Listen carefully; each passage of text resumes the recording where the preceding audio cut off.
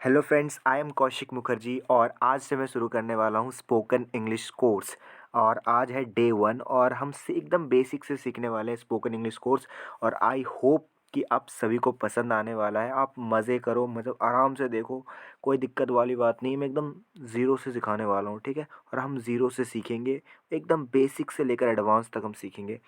सो आप सपोर्ट करना, आप अपनी तरफ से एफ़र्ट्स लगाना, मैं अपनी तरफ से एफ़र्ट्स लगाऊंगा और आप वीडियो को एंजॉय करो। मैं स्टार्ट करता हूँ वीडियो। सो डे 1 है आज, तो हमारा जो फोकस रहने वाला आज का जो क्लास है, आज की क्लास होने वाली है माइंडसेट के ऊपर, ठीक है। माइंडसेट के ऊपर डे 1 है, माइंडसेट के ऊपर। तो स्टार्ट करते हैं एक्चुअल में डे 1 है क्या, ठीक है। तो हम सबसे पहले माइंडसेट के बारे में पढ़ने वाले हैं, जिसे हम मेंटालिटी भी कहते हैं, ठीक है। माइंडसेट मतलब क्या होता है? एक बिलीफ होता है, क्या एक मान्यता होती है। अब मान्यता मैं बता देता हूँ आपको, जनरल एटीट्यूड और थिंकिंग, ठीक है।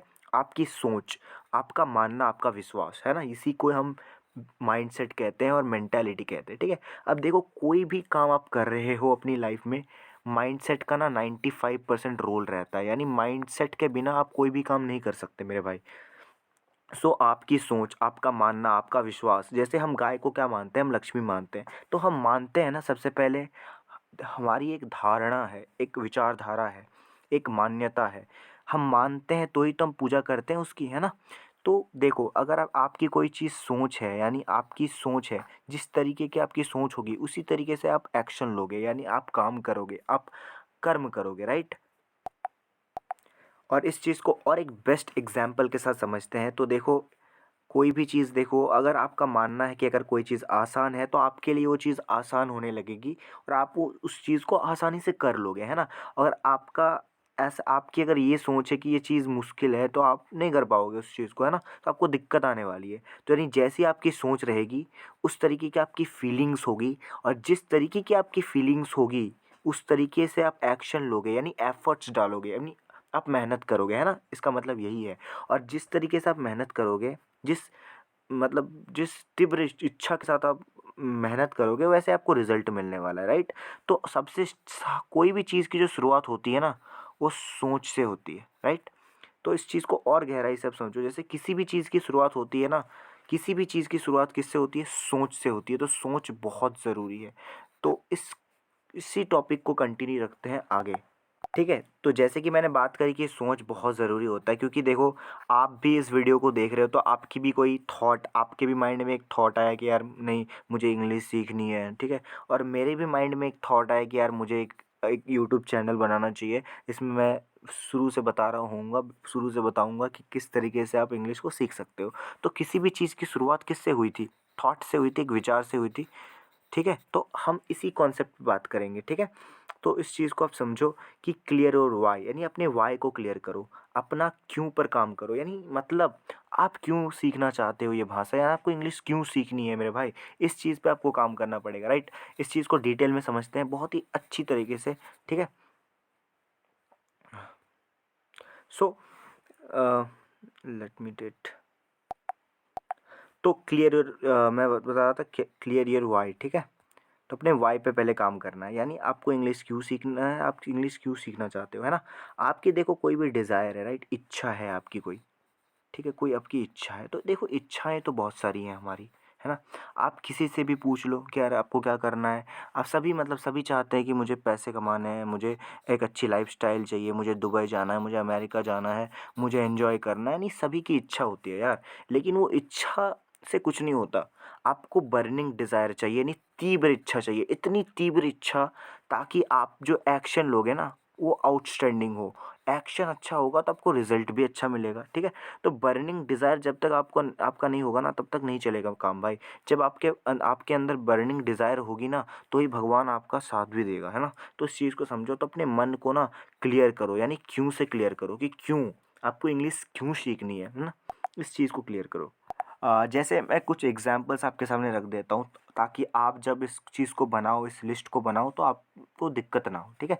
जैसे इधर मैंने कुछ रखा, जैसे माइंडसेट के बारे में मैंने आपको बात करी कि मुझे अच्छी नौकरी मिल सकती है। लाइक सबका इंडियन माइंडसेट होता है कि यार नौकरी ले लूँ तो अच्छा होगा, ठीक है, एक सेटल हो जाऊँगा लाइफ में। तो ये तो आप ऐसे सोच सकते हो कि मुझे अच्छी नौकरी मिल सकती है, अगर मैं इंग्लिश सीख लेता हूँ तो मुझे अच्छी नौकरी मिल सकती है, मेरी पर्सनैलिटी अच्छी हो जाएगी। बिल्कुल आप सीखोगे तो आप थोड़ा एडवांस लगोगे कि हाँ यार, ये इंटरनेशनली यूज़ किया जाने वाला लैंग्वेज है, तो मेरी पर्सनैलिटी भी अच्छी हो जाएगी, ठीक है। मैं कॉन्फिडेंट बन जाऊँगा, यानी मेरे अंदर आत्मविश्वास होगा, ठीक है। लोगों से मैं घुल-मिल पाऊँगा। एब्सोल्यूटली जब आपको इंग्लिश आएगी तो आप कहीं बाहर जाओगे तो लोगों से घुल-मिल पाओगे, है ना। प्रोफ़ेशनल लोगों से मिल पाऊँगा, बिल्कुल आप प्रोफ़ेशनली साउंड करोगे, प्रोफ़ेशनल साउंड करोगे, प्रोफ़ेशनल लोगों से मिल पाओगे। मैं लोगों के बीच अच्छे से अपने आप को एजुकेटेड दिखा पाऊँगा, ठीक है। मैं किसी को भी इम्प्रेस कर सकता हूँ। यही सबसे आई थिंक बड़ा रीज़न है ना, पॉज़िटिव और बड़ा रीज़न है जो आपको एक्शन लेने में आपको मदद करता है, राइट। और कई से और बहुत सारे रीज़न हो सकते हैं। देखो, आप अपना रीज़न लिखना, मैंने आप इसको भी इंक्लूड कर लेना, इसको भी शामिल कर लेना, लेकिन आप अपने से भी कुछ रीज़न्स को लिखना, क्योंकि रीज़न पहले आता है, उसके बाद ही एक्शन आता है। इस चीज़ को आप ध्यान से समझो, पहले रीज़न आता है, उसके बाद एक्शन आता है। पहले रीज़न फिर एक्शन आएगा, ठीक है। जब तक आपके पास कोई कारण नहीं होगा, कोई वजह नहीं होगी ना, आप एक्शन नहीं लोगे। इस चीज़ को समझो और नेक्स्ट पेज पे चलते हैं। तो जैसे कि हमने देखा, जिस तरीके से हमने देखा कि वाई को क्लियर करना ज़रूरी है, लेकिन वाई को क्लियर करना क्यों ज़रूरी है भाई, इस चीज़ को भी समझो, है ना। तो इस चीज़ को भी समझो आप, क्योंकि माइंडसेट का रोल होता है ना 95% होता है, यानी कुछ भी करो ना मेरे भाई, आप कुछ भी करो, 95% रोल माइंडसेट का होता है। किसी भी चीज़ को आप सीखना या पाना चाहते हैं ना, तो आपका माइंडसेट का रोल 5% जो आपका होगा हार्ड वर्क होगा, एफर्ट होगा। यानी जब तक आपके पास एक अच्छा रीज़न नहीं होगा ना, तो आप उसके लिए ना हार्ड वर्क नहीं करोगे, एफर्ट्स नहीं डालोगे, ठीक है। एफर्ट्स नहीं डालोगे, आप एफर्ट्स डाल ही नहीं सकते मेरे भाई, क्योंकि आप कभी भी उस चीज़ के लिए मेहनत नहीं करोगे जिसका आपको बेनिफिट्स पता ना हो। यानी देखो, इंसान की एक मैं प्रवृत्ति बता रहा हूँ, इंसान जो है ना अंदर से लालची होता है मेरे भाई। सुनो इस चीज़ को, मैं इसको फैक्ट बता रहा हूँ आपको, साइकोलॉजी। इंसान जो है ना अंदर से लालची होता है, अंदर से क्या होता है, लालची होता है। तो आपको बेनिफिट्स दिखाना पड़ेगा अपने आप को। अब मैं आपको टास्क भी दूंगा आगे, इस चीज़ को समझो पहले, ठीक है। तो अब समझे बाबू, राइट।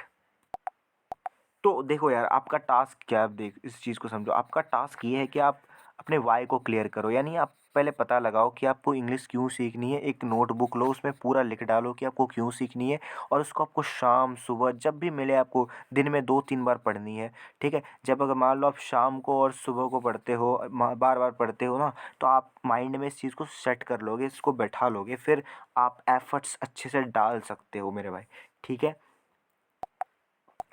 और एक चीज़ जो आपको बहुत हेल्प करने वाली है माइंडसेट में, ठीक है।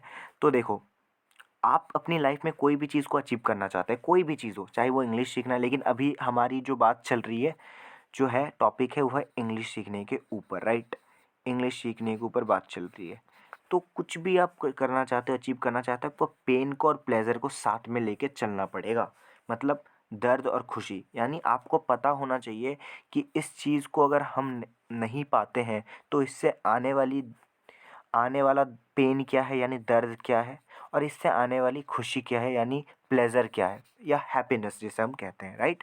इन दोनों चीज़ों को जोड़ के देखना पड़ेगा, किसके साथ, अपने लक्ष्य के साथ। दोनों चीज़ों को जोड़ दो, यानी पॉजिटिव चीज़ को भी जोड़ दो और नेगेटिव चीज़ को भी जोड़ दो। लेट्स अंडरस्टैंड, इसको अच्छे से समझते हैं नीचे, ठीक है। जैसे अगर आप आज नहीं करते तो फ्यूचर का पेन क्या होगा, यानी अगर इमेजिन करो इस चीज़ को, आप बैठ के ना सोचो, आप भगवान ने आपको ना सोचने की शक्ति दी है, आप किसी भी चीज़ को ना विजुअलाइज कर सकते हो अपने माइंड में, किसी की चीज़ को पिक्चर में सोच सकते हो, है ना, सबकॉन्शियसली। तो अगर आप आज नहीं करते तो फ्यूचर में क्या पेन होगा, यानी पेन क्या होगा, इसको इमेजिन करो। अगर आज आप मेहनत करते हो तो आने वाला जो सुखद फीलिंग कैसी होगी, यानी मान लो आप इस चीज़ को अच्छे से समझो, और मैं आपको बताऊंगा कि क्या करना है। तो आपको ये पता होना चाहिए कि किसी चीज़ से आने वाली आने वाला पेन क्या है और आने वाली खुशी क्या है, प्लेज़र क्या है, दोनों चीज़ों को वो पता होना चाहिए। अब इस चीज़ को थोड़ा सा अच्छे से समझते हैं ताकि क्लैरिटी बन जाए, ठीक है, क्लैरिटी आ जाए। तो इस चीज़ को समझते हैं, ठीक है। तो visualize of pain and pleasure, कल्पना करो दर्द और खुशी को, यानी आप अपनी आंखें बंद करो और इमेजिनेशन शुरू करो, यानी कल्पना शुरू करो। क्या कल्पना? मान लो ऐसा कुछ भी कल्पना आप कर सकते हो। मान लो को इधर बहुत सारी लड़कियां हैं और आप यहाँ हो, सभी लड़कियां इंग्लिश में बात कर रही हैं और आपको इंग्लिश नहीं आती, तो आपको कितना पेन फील होगा यार, आपको कितना नेगेटिव फील होगा, आपको कितना छोटा फील होगा यार, है ना? समझ रहे हो ना? जैसे आपने देखा होगा जो मोटिवेशनल वीडियोस होती हैं जिसमें ठुकरा के मेरा प्यार इंतकाम देखेगी, इस तरीके की वीडियोस जो यूट्यूब पे मैंने बहुत सारी देखी हैं। तो ये क्या है, पेन को फील किया है ना, उस पेन के लिए उसके बाद उसने मेहनत करना शुरू किया, ठीक है। और देखो, या तो पेन को होता है या फिर प्लेजर को, इन दोनों चीज़ों को ही मतलब वैल्यू दी जाती है, राइट। तो पेन अगर आपको मिलता है तो आप मेहनत करने के लिए तैयार हो जाते हो, फिर प्लेजर मिलने से भी मेहनत करने को तैयार हो जाते हो। तो दोनों को आपको देखना पड़ेगा, राइट। तो क्लोज योर आइज और दोनों को इमेजिन करो कि यार अगर इस चीज़ को आपने इमेजिन कर लिया कि पेन क्या है, अब प्लेजर को कैसे इमेजिन करोगे? प्लेजर को इमेजिन करने के लिए सोचो कि आप इधर हो, आपके पेरेंट्स बैठे हुए हैं, सभी इंग्लिश में बात कर रहे हैं, आप भी उनसे बात कर रहे हो, आपकी एकदम कम्युनिकेशन स्किल बहुत अच्छी है, आप लोगों से बहुत इंटरेक्ट कर पा रहे हो यार, बहुत अच्छा लगेगा यार, है ना? तो ऐसे आप इसको फील कर सकते हो।